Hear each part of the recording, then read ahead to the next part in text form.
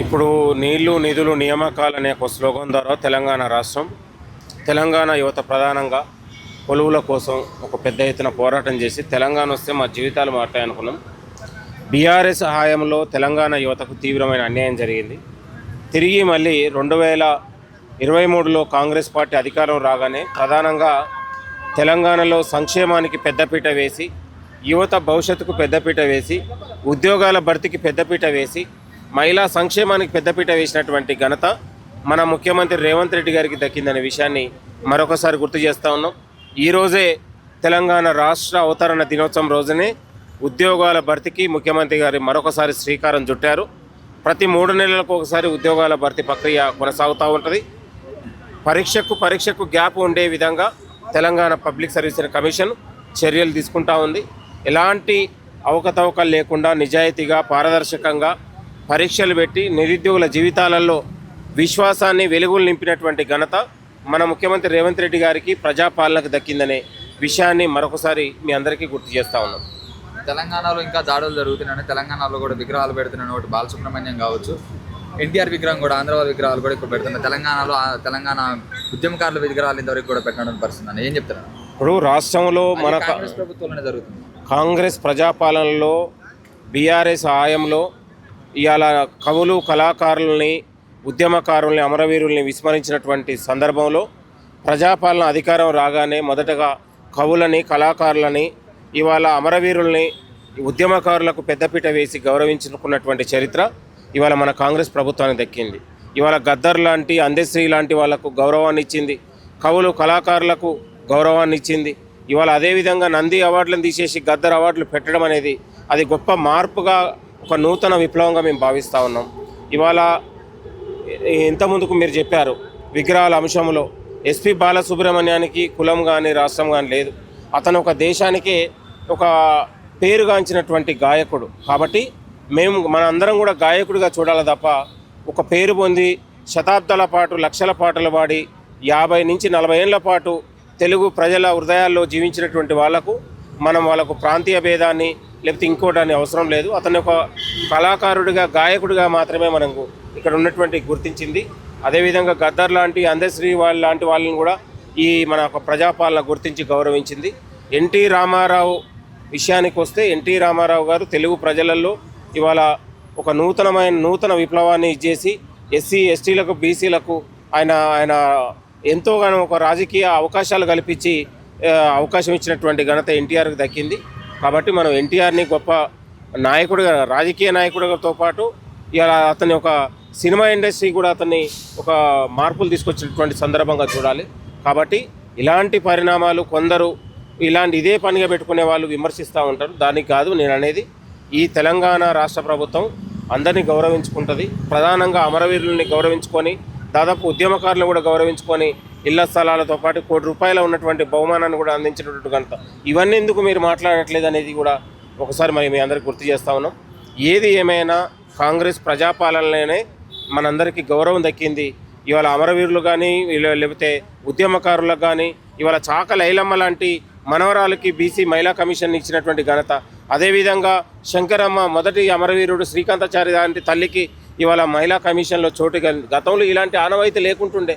ఇవాళ దొడ్డి కొమరయ్య కానీ, చాక లైలమ్మ కానీ, సర్దార్ పాపన్న లాంటి కానీ, ఇవాళ కొండ లక్ష్మణ్ బాపూజీ లాంటి వాళ్ళ జయంతులు వర్ధంతులను అధికారికంగా, గద్దర్ లాంటి అందశ్రీ లాంటి వాళ్ళ వర్ధంతులు జయంతులను అధికారికంగా జరుపుకునే అవకాశం ఈ ప్రజాపాలన దక్కింది కదా. గతంలో ఇలాంటి ఆనవాయితీ లేదు.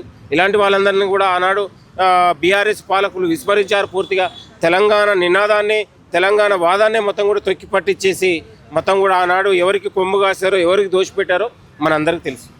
తెలంగాణ వచ్చి 12 సంవత్సరాలు అయినా కూడా ఆంధ్ర పెత్తనమే నడుస్తుంది, ముఖ్యంగా ఎల్లో కాంగ్రెస్ నడుస్తుంది అంటారు. ఇవన్నీ మాట్లాడే సన్యాసులు కొంతమంది ఇదే పనిగా చేస్తూ ఉన్నారు. తెలంగాణ హక్కుల కోసం, ఆకాంక్షల కోసం ఏదైతే మనం దగాపడ్డామో, ఏదైతే మనం విస్మరించుకున్నామో దాని పునర్నిర్మాణంగా తెలంగాణ జరుగుతూ ఉంది. తెలంగాణ రాష్ట్రం ఇవాళ ప్రపంచ దేశాలకు పోటీ పడే విధంగా తెలంగాణ ఆత్మగౌరవాన్ని మన ముఖ్యమంత్రి రేవంత్ రెడ్డి గారి నాయకత్వంలో కొనసాగుతూ ఉంది. కాబట్టి కొందరు సన్యాసులు, చిల్లరగాళ్ళు ఇవాళ మన ముఖ్యమంత్రి గారి పైన, ప్రజాపాలన పైన ఇలాంటి చౌకాబార్ ఆరోపణలు మేము పట్టించుకోవాల్సిన అవసరం లేదు. అన్న ముఖ్యం తెలంగాణ ఉద్యమకారులందరూ కూడా దూషిస్తున్న పరిస్థితి. జనసేన పార్టీ కార్యకర్తలు కావచ్చు వాళ్ళందరూ కూడా పాశం యాదగిరిని అలాగే పృథ్వీరాజును కూడా తిన్నటువంటి పరిస్థితి అనే ఎలా చూసుకోవచ్చు? మొదటగా ఇక్కడ పవన్ కళ్యాణ్ లాంటి ఒక సినిమా యాక్టర్ కానీ, అక్కడ డిప్యూటీ సీఎం కానీ, ఇక్కడ ఆంధ్రాలో అతని యొక్క సినిమా గ్లామర్ కావచ్చు, సినిమా డ్రామాలు నడవచ్చు, కానీ తెలంగాణలో పవన్ కళ్యాణ్ సినిమా డ్రామాలు, అతని సినిమా ఆటలు ఇక్కడ సాగవు. ఎందుకంటే తెలంగాణ చరిత్ర అనేది గొప్ప చరిత్ర. ఇక్కడ ఉన్నటువంటి గడ్డిపోసలు కూడా గడ్డపారలై తెలంగాణ నినాదాన్ని ఎత్తుకున్నటువంటి వాళ్ళు, పాలు తాగి పసిబిడ్డలు కూడా తెలంగాణ కావాలని కోరుకున్న వాళ్ళు. కాబట్టి 60 ఏండ్ల స్వప్నం ఇవాళ 1200 మంది విద్యార్థుల బలిదానాలతోని తెలంగాణ రాష్ట్రం ఆవిర్భవించింది. కాబట్టి తెలంగాణ రాష్ట్రం అంటేనే ఒక పోరాటం, ఆత్మగౌరవం, అస్తిత్వం. ఇలాంటి అస్తిత్వం చరిత్రలో, పోరాటాలలో పవన్ కళ్యాణ్ చరిత్రగానే ఆనవాళ్ళు ఎక్కడ లేవు. దయచేసి తెలంగాణ గడ్డ మీద పవన్ కళ్యాణ్ ఆటలు సాగవు. నీ డ్రామాలు ఆంధ్రాలో చేసుకోవాలి తప్ప తెలంగాణలో సాగవు. అది ఎవరి మీద నువ్వు విస్మరించినా, ఎవరి మీద దాడి చేసినా దాన్ని మేము తీవ్రంగా ఖండిస్తూ ఉన్నాం. తెలంగాణ రాష్ట్రం అనేది ఇవాళ తెలంగాణ రాష్ట్రాన్ని వ్యతిరేకించిన వాడివి, తెలంగాణ రాష్ట్రం వద్దని 11 రోజులు నిరాహార దీక్ష చేసిన వాడివి, ఇంకా సిగ్గుండాలి.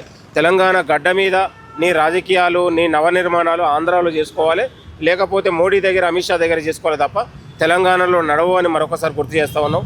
మీరు రావచ్చు, సినిమాలు తీసుకోవచ్చు, పోవచ్చు, మీ ఫామ్ హౌస్కి రావచ్చు, మీ ఇళ్ళకు రావచ్చు, కానీ ఎక్కడ కూడా మేము అడ్డు చెప్పట్లేదు. కానీ ఇక్కడ రాజకీయం చేసి కుట్రలు చేస్తాం, చిచ్చులు పెడతాం, ప్రజల మధ్య విద్వేషాలు సృష్టిస్తామంటే ఖబర్దార్ బిడ్డ, తరిమి కొడతారు తెలంగాణ యువత అనే విషయాన్ని మరొకసారి పవన్ కళ్యాణ్కు హెచ్చరిస్తూ ఉన్నాం. ఇది సరైన పద్ధతి కాదు. పచ్చని తెలంగాణలో ఇవాళ సంక్షేమ పథకాలతోని, పచ్చని తెలంగాణలో ముఖ్యమంత్రి రేవంత్ రెడ్డి గారి నాయకత్వంలో ప్రపంచ దేశాలకు పోటీ పడే విధంగా తెలంగాణ రాష్ట్రం ముందుకెళ్తూ ఉంటే, ఇలాంటి రాష్ట్రంలో ఇవాళ బీజేపీ పార్టీ పవన్ కళ్యాణ్ భుజాల మీద తుపాకీ పెట్టి కాలుస్తాం, మేము పవన్ కళ్యాణ్ని ఎక్స్పోజ్ చేస్తాం, ఇక్కడ నవనిర్మాణం చేస్తామంటే నీ ఆటలు సాగవు బిడ్డ.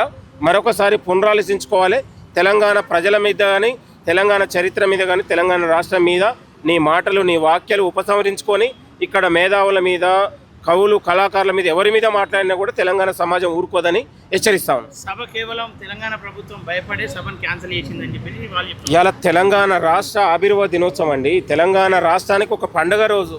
ఇవాళ తెలంగాణ రాష్ట్రం అంటే ఆత్మ అమరవీరులు త్యాగాలు చేసి 60 ఏళ్ళు మన తెలంగాణ తాతలు, తండ్రులు తెలంగాణ రాష్ట్రం కోసం మనం పరితపించిన వాళ్ళం. ఇవాళ తెలంగాణ దేశానికి ఇవాళ ఆగస్టు 15 ఎట్లా స్వాతంత్రం వచ్చిందో మనందరికీ ఇవాళ జూన్ 2, 2010 తెలంగాణ రాష్ట్రం ఆవిర్భవించిన రోజు. తెలంగాణ ప్రజలందరూ కూడా ఇలా అమరవీరులను కొలుసుకుంటారు. తెలంగాణ ఉద్యమకారుల్ని ఇవాళ అమరవీరులను తలుచుకునే రోజు తెలంగాణ పండుగ రోజు. ఇలాంటి పండుగ రోజు వాతావరణంలో నువ్వు వచ్చి చిచ్చుపెట్టి ఆంధ్ర వ్యతిరేకి తెలంగాణ చరిత్ర మీద దాడి చేసినోడు, తెలంగాణ సంస్కృతి మీద దాడి చేసినోడు ఇక్కడికి వచ్చి నేను మీటింగ్ పెడతా, ధర్నాలు చేస్తా, నేను పోరాటం చేస్తా అంటే ఒప్పుకోదు. ఎట్టి పరిస్థితుల్లో నువ్వు డిప్యూటీ సీఎంగా మేము గౌరవిస్తాం, కానీ తెలంగాణ రాష్ట్రం మీద వచ్చి నువ్వు రాజకీయం చేసి ప్రజల మధ్య విద్వేషాలు సృష్టించి ఇక్కడ రాజకీయం చేస్తావంటే ముమ్మాటికి అడ్డుకుంటాం.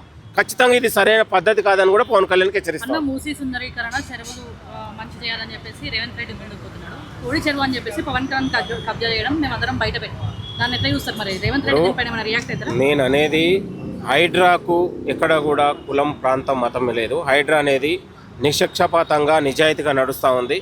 ప్రభుత్వం కూడా ఏ ప్రభుత్వ ఆస్తుల్ని ఎక్కడ కూడా విధ్వంసమైన ప్రభుత్వం ఖచ్చితంగా చర్యలు తీసుకుంటా ఉంది.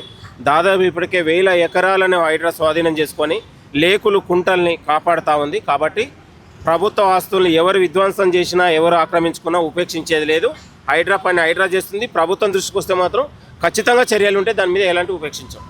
ఇలాంటి మరిన్ని వీడియోల కోసం మా యూట్యూబ్ ఛానల్ను లైక్ చేసి సబ్స్క్రైబ్ చేసుకోండి.